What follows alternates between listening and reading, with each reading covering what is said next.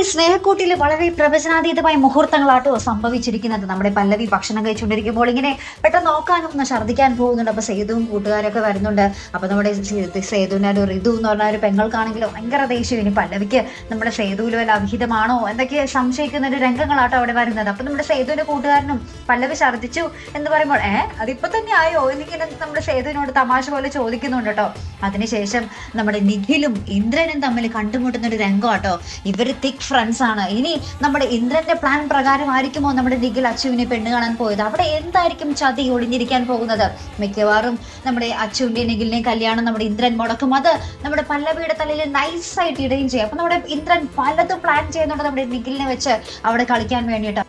അപ്പൊ എന്തായാലും പല്ലവിക്ക് 8ന്റെ പണി കൊടുക്കാൻ തന്നെയാണ് നമ്മുടെ ഇന്ദ്രന്റെ തീരുമാനം കേട്ടോ. പല്ലവിയെ ചിന്ന് നശിപ്പിച്ച് തിരിച്ച് തന്റെ കാൽക്കൽ കൊണ്ടുവരാനുള്ള സകല പ്ലാനുകൾ നമ്മുടെ ഇന്ദ്രൻ നിഖിലിലൂടെ അവിടെ കളിക്കുന്നുണ്ട്. ശേഷം ഭയങ്കര സംഘർഷപ്രദമായ മുഹൂർത്തങ്ങളാട്ടോ. നമ്മുടെ ഋതുവിന്റെ ടെക്സ്റ്റൈലിൽ അടിപിടി നടക്കുന്നു. അവിടെ സേതു നമ്മുടെ ഋതുവിനെ ആ ഒരു ഗുണ്ടകളിൽ നിന്നും രക്ഷിക്കുന്നു. അങ്ങനെ അവിടെയുടെ അടിപിടി തന്നെയാട്ടോ. അതിനുശേഷം നമുക്ക് കാണുവാൻ സാധിക്കും നമ്മുടെ പൂർണിമ അമ്മയുടെ വീട്ടിൽ നമ്മുടെ അച്ചു തലകറങ്ങി വീഴുന്ന ഒരു രംഗവും ബാക്കി എല്ലാവരും ഇങ്ങനെ താങ്ങി നിർത്തുന്നുണ്ട്.